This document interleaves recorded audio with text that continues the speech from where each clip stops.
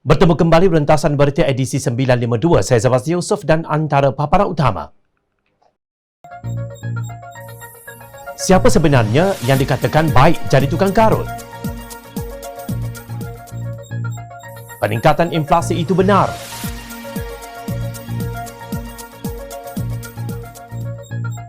Apa maksud sebenarnya syarat bersatu? Perdana Menteri pilihan 114 ahli parlimen.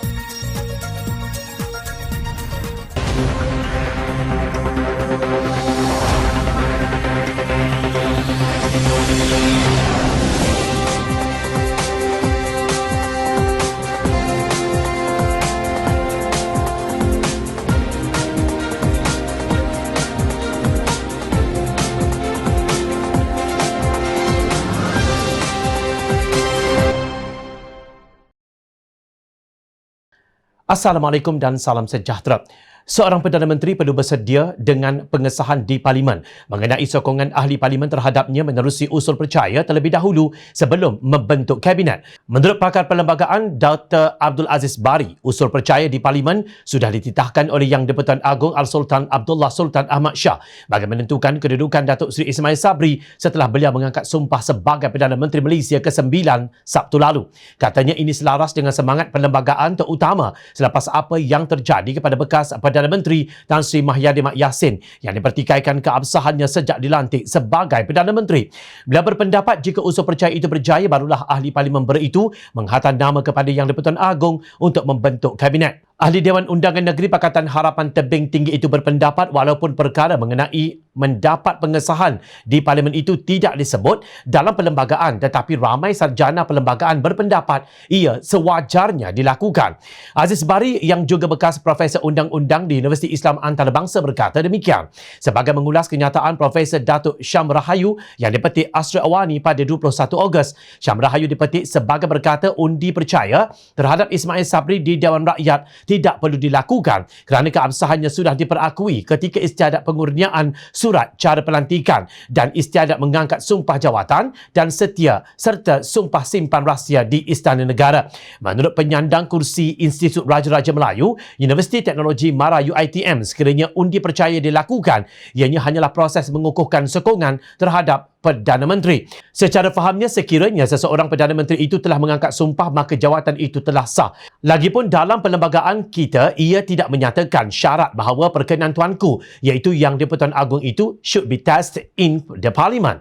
Kita tidak perlu lagi mengesahkan perkenan tuanku itu. Sebenarnya perkenan tuanku secara legal suatu pelantikan yang sah, katanya ketika ditemui dalam Buletin Awani khas di saluran 501 pada Sabtu. Naib Pengerusi DAP Perak itu menyelar pendirian Syam Rahayu yang berubah setelah Ismail Sabri dilantik sebagai Perdana Menteri ke-9. Sebelum ini, Syam Rahayu menerusi akhbar yang sama berkata pelaksanaan usul undi percaya di Dewan Rakyat kepada Perdana Menteri ke-9 dilihat mampu mengelakkan isu keabsahan terhadap pembentukan kerajaan baharu berulang. Jadi ini mungkin satu proses untuk memastikan walaupun ia bukan dalam bentuk perundangan, tetapi untuk memastikan ahli Dewan Rakyat itu sebenarnya telah menerima dan memberikan pengesahan. Walaupun pengesahan itu dalam konteks raja berperlembagaan kita, ia bukan sesuatu yang wajib, tetapi ini untuk meredakan suasana ataupun persepsi politik kepada kerajaan yang dibentuk nanti kerana melalui pengalaman sebelum ini yang dikatakan tidak ada prosedur sedemikian ketika pelantikan Tan Sri Mahyadin Yassin pada awal Mac 2020, katanya kepada Asri Awani. Beliau merujuk kepada proses pertukaran kuasa daripada seorang Perdana Menteri kepada Perdana Menteri yang baharu seperti semasa pemerintahan Tun Abdullah Ahmad Badawi dan Allahyarham Tun Hussein On. Ia tentang menunjukkan sokongan atau kepercayaan kepada Perdana Menteri yang dilantik bukan hasil daripada pilihan raya tetapi kerana transisi kepimpinan. Dari sini kita nampak ia adalah satu amalan kerana ia tidak ada dalam peruntukan perlembagaan untuk pengesahan tentang apa yang dititahkan atau diperkenankan oleh Seri Paduka Baginda tentang pelantikan Perdana Menteri, katanya seperti dipetik. Mengulas mengenai kenyataan Syam Rahayu yang bercanggah antara satu sama lain itu, Aziz Bari menegaskan media perlu bertanggungjawab terhadap terhadap laporannya. Beliau juga menjelaskan bahawa perlembagaan tidak boleh dibaca secara mekanikal dan harus dilihat secara konteks sejarah kejadian itu, iaitu semasa, dan ditambah dengan konvensyen, amalan dan sebagainya. Sebab itu saya katakan seperti banyak disebut oleh sarjana, perlembagaan hanyalah barebone, tak ada daging dan tak ada nyawa. Ia berbeza sedikit dengan undang-undang pentadbiran, walaupun dalam kelompok yang sama, undang-undang awam, namun undang-undang perlembagaan lebih rigid. Menurut Aziz Bari, pendapat bahawa keabsahan didapati setelah mengangkat sumpah adalah tidak betul. Kalau upacara sudah cukup untuk mengabsahkan kedudukan itu, Mahyadin Yassin serupa juga.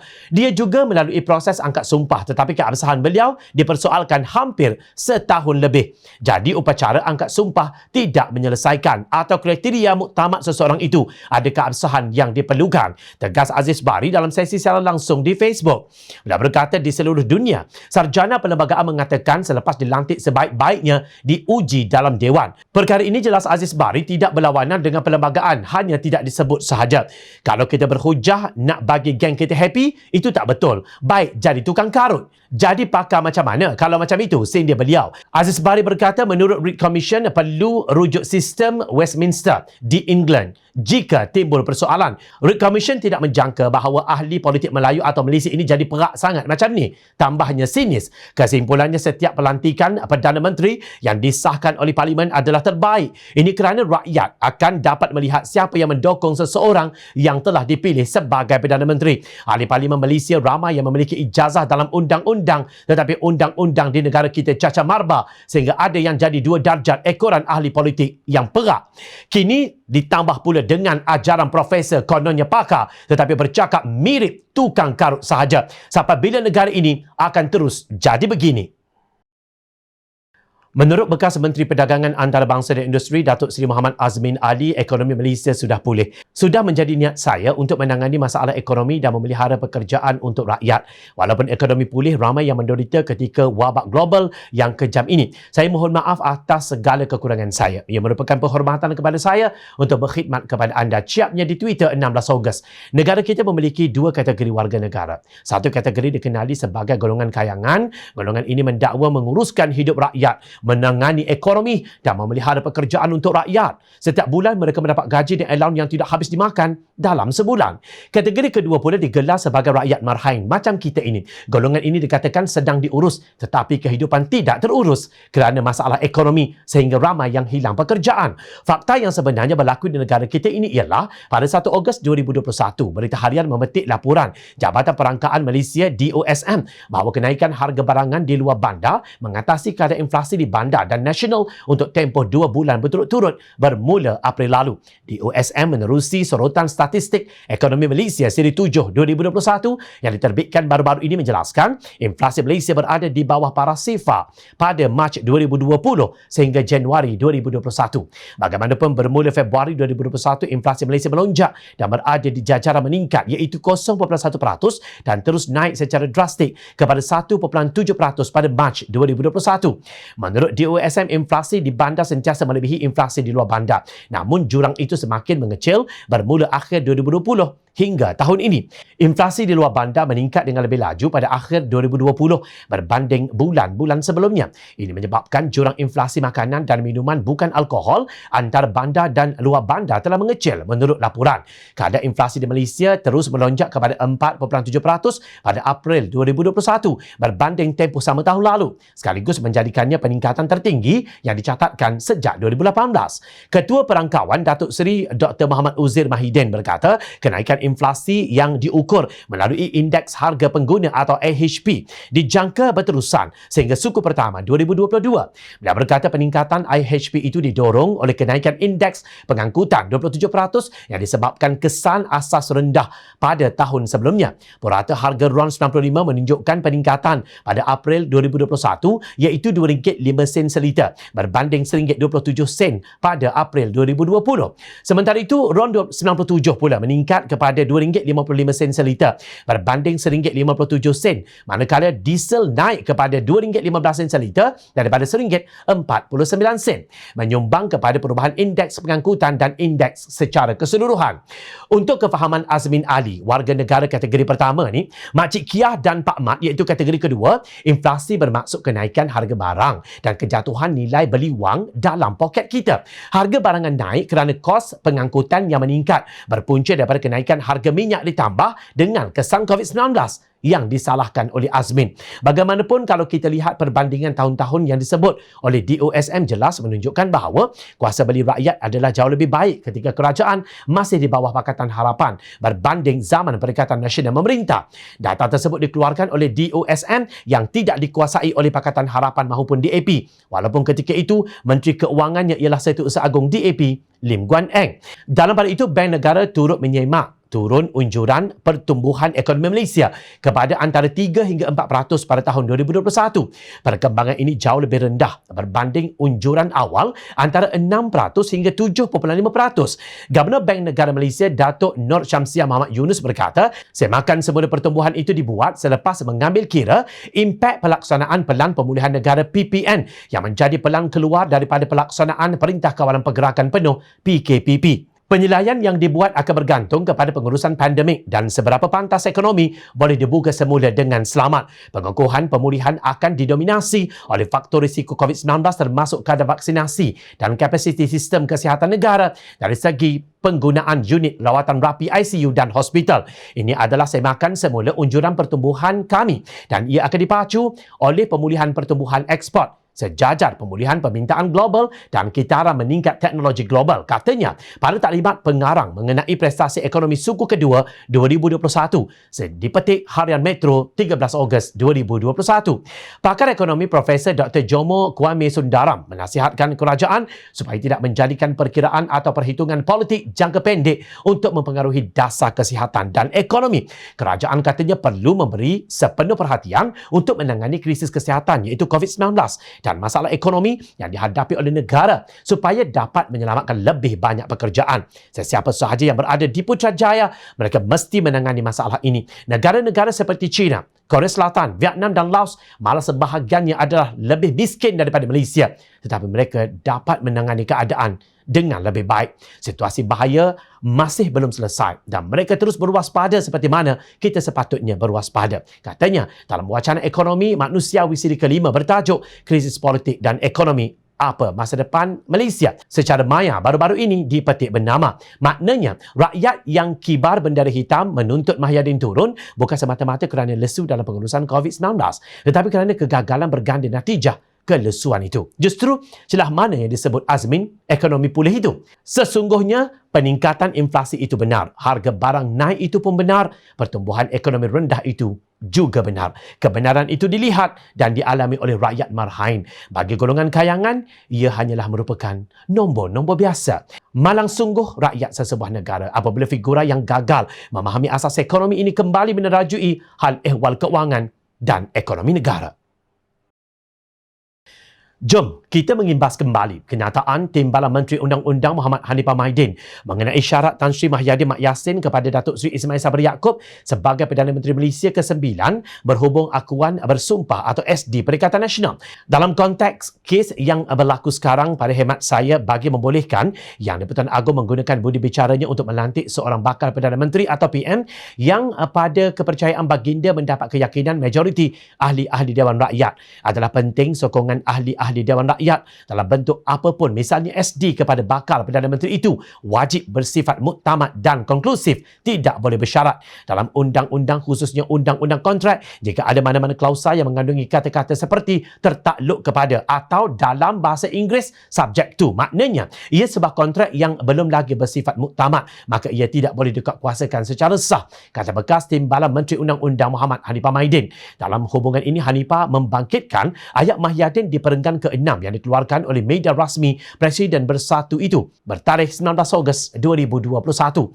Selaras dengan prinsip Perikatan Nasional untuk mempertahankan kerajaan yang berintegriti, suka saya menegaskan bahawa sokongan PN kepada YB Datuk Seri Ismail Sabri Yaakob yang juga naib Presiden UMNO adalah bersyarat, kata Mahyadin dalam kenyataannya. Mahyadin juga menekankan sekiranya dilantik sebagai Perdana Menteri oleh Yang di-Pertuan Agong Ismail Sabri, mesti memastikan anggota kabinetnya terdiri daripada individu yang berintegriti, amanah dan bebas daripada sebarang pertuduhan jenayah mahkamah. Kerajaan Perikatan Nasional di bawah pimpinan beliau juga mestilah meneruskan amalan menghormati prinsip pengasingan kuasa, melindungi kebebasan badan kehakiman dan menjunjung konsep raja berperlembagaan, tegas Mahyadin. Hanifah berpendapat kenyataan media Mahyadin sebagai Presiden Bersatu dan Perikatan Nasional itu sudah tentu mengikat paling kurang seluruh ahli Parlimen Bersatu. Jikapun diandaikan tidak mengikat para ahli Parlimen parti-parti lain dalam Perikatan Nasional, logiknya bagaimanakah Yang di-Pertuan Agong boleh melaksanakan tugas dan fungsi perlembagaannya seandainya sesuatu sokongan itu mengandungi unsur-unsur tidak jelas seperti ianya sokongan bersyarat dan tidak muktamad, soal Hanifah. Bagaimanapun akuan bersumpah bersyarat Mahyadin itu masih diterima oleh Yang di-Pertuan Agong Sultan Abdullah Ahmad Shah. Namun ia tidak bermakna Ismail Sabri boleh melantik sesiapa sahaja ke dalam kabinetnya tanpa mempertimbangkan aspek integriti ahli Parlimen berkenaan. Hakikatnya, jika Mahyadin benar-benar ikhlas mahu kerajaan yang berintegriti, amanah dan bebas daripada dicemari oleh sebarang pertuduhan jenayah mahkamah, beliau tidak patut menyokong gerombolan yang ada figura terbabit. Namun itulah yang Mahyadin lakukan walaupun beliau memberitahu satu dunia tidak mahu bersubahat dengan kleptokrat. Malangnya Mahyadin sendiri ingkar titah Yang di-Pertuan Agong sehingga senyap-senyap merungkai ordinan darurat tanpa perkenan baginda, lantas meletakkan beliau sebagai seorang yang boleh dipersoalkan dari segi integriti dan amanah. Rakyat ditipu dengan sandiwara peletakan jawatan yang tidak memberi makna apa-apa. Kini rakyat berhadapan dengan pelaku-pelaku kerajaan gagal ini dengan baju yang sedikit berbeza kerana peranan gerombolan kleptokrasi akan lebih menonjol.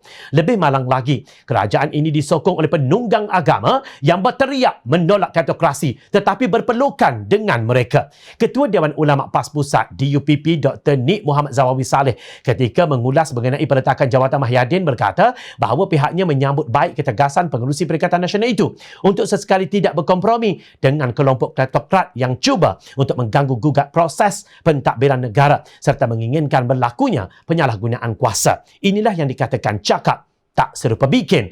Lalu syarat bersatu yang disokong PAS itu cuma menjadi umpama hantu raya tidak bertuan yang berkeliaran sambil mengusik di sana sini untuk menjejaskan kestabilan kerajaan yang diterajui Ismail Sabri. Seolah-olah akan terjadi tit for tat. Setiausaha Agung UMNO Datuk Seri Ahmad Maslan menyifatkan naib Presiden UMNO Datuk Seri Ismail Sabri Yaakob memang layak dipilih sebagai Perdana Menteri Malaysia yang ke-9.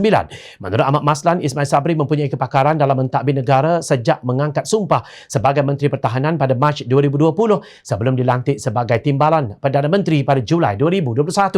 Saya meneliti ketokohan Ismail Sabri dan ternyata ketika COVID-19 melanda negara, beliaulah Menteri Kanan yang mengumumkan mengenai prosedur operasi standard SOP dan cukup pakar hal memerangi COVID-19. Beliau juga menjadi Ketua Pembangkang semasa Pakatan Harapan memerintah selama 22 bulan sebelum ini dan menjadi Timbalan Perdana Menteri pula, dan pengalaman itu sudah cukup untuk membolehkan beliau dipilih sebagai Perdana Menteri ke-9. Katanya dalam program Ruang Bicara bertajuk Mencari Malaysia yang Lebih Baik terbitan Bernama TV. Namun ratusan ribu rakyat Malaysia tidak bersetuju dengan pandangan Ahmad Maslan. Sebuah petisyen dilancarkan di change.org bagi menolak ahli parlimen itu Perdana Menteri Malaysia ke-9. Sehingga kini petisyen tersebut sudah mengumpul lebih daripada 358,110 orang yang menyatakan sokongan penolakan terhadap beliau. Antara sebab penolakannya ialah Ismail Sabri didakwa gagal sebagai Menteri Kanan Keselamatan Pertahanan yang diberi amanah menguruskan pandemik COVID-19 sebelum ini. Aneh sungguh, Menteri gagal bukan diminta meletakkan jawatan, malah disokong beramai-ramai untuk dinaikkan pangkatnya. Semuanya angkara kluster mahkamah yang menguasai UMNO yang dijemput oleh Presiden Bersatu Tan Sri Mahyadin Mat Yassin ketika merampas kuasa pada hujung Februari tahun lalu. Siapa anggota kabinet menjadi persoalan Timbalan Presiden Amanah Datuk Seri Salahuddin Ayub dalam ciapannya di Twitter. Adakah kluster mahkamah dan mereka yang jelas menderhaka kepada titah Yang di-Pertuan Agong akan dicadangkan sebagai Menteri Kabinet? Inilah ujian pertama kewibawaan Perdana Menteri ke-9. Rakyat memerhati dan menunggu. Satu dunia sudah maklum Perdana Menteri dipilih oleh 114 akuan bersumpah SD Ahli Parlimen bukan kerana mandat rakyat pada pilihan raya umum ke-14 yang lalu. Pencabarnya Pengerusi Pakatan Harapan, Datuk Seri Anwar Ibrahim sekadar mendapat sokongan 105 Ahli Parlimen. SD sudah jadi barang murahan, semurah barang di Chowkit. Ciap Salahuddin. Ahmad Maslan yang memuji-muji Ismail Sabri merupakan salah seorang daripada anggota kluster mahkamah yang merujuk kepada sejumlah pemimpin UMNO yang berdepan pertuduhan di mahkamah. Turut tersenarai termasuklah bekas Perdana Menteri Datuk Seri Najib Razak, Presidennya Datuk Seri Dr. Ahmad Zahid Hamidi dan bekas Pengerusi Tabung Haji Datuk Seri Abdul Aziz Abdul Rahim. Kerajaan pimpinan Ismail Sabri terdiri daripada 54 Ahli Parlimen Perikatan Nasional Bersatu, Pasta dan Bebas, Barisan Nasional 41, Gabungan Parti Sarawak 18 serta seorang ahli parlimen dari Parti Bersatu Sabah PBS. Kini Ismail Sabri berhadapan dengan karena 113 penyokongnya yang sudah pasti menanti habuan setelah meletakkan beliau di atas singgahsana Putrajaya. Jawatan Timbalan Perdana Menteri menjadi rebutan dengan GPS mahu supaya TPM2 diwujudkan. Kita diberitahu kantong negara semakin menipis akibat COVID-19. UMNO tetap dipersalahkan kerana hutang yang ditanggung negara adalah disumbang oleh skandal One Malaysia Development Berhad 1MDB. Bekas Menteri Keuangan Tengku Datuk Seri Zafrul Abdul Aziz membidas kenyataan Najib Razak berhubung hutang negara, berkata negara masih terbeban dengan hutang legasi peninggalan zaman UMNO Barisan Nasional yang berjumlah lebih 40 bilion ringgit. Katanya 15.5 bilion ringgit hutang 1MDB dan SRC International Sdn Bhd sudah dibayar kerajaan setakat ini, tetapi masih ada baki hutang yang berjumlah lebih 42.3 bilion ringgit. Bayangkan jika jumlah hampir 58 bilion ini dapat digunakan. Berapa ramai rakyat yang kita dapat bantu semasa pandemik ini. Bukan nak mengungkit, tetapi isu ini amat relevan dengan isu hutang negara dan kemampuan fiskal kerajaan untuk membantu rakyat. Katanya, mampukah Perdana Menteri UMNO yang dipilih oleh 114 ahli parlimen ini menyelesaikan masalah ekonomi yang sebahagian besar angkara mereka? Rakyat sentiasa memerhati. Teruskan bersama kami di Jom China dan layar reporter jomchina.net untuk mendapatkan berita politik tanah air. Saya Zawaz Yusof, terima kasih untuk perhatian dan penilaian yang anda berikan. Assalamualaikum, salam sejahtera.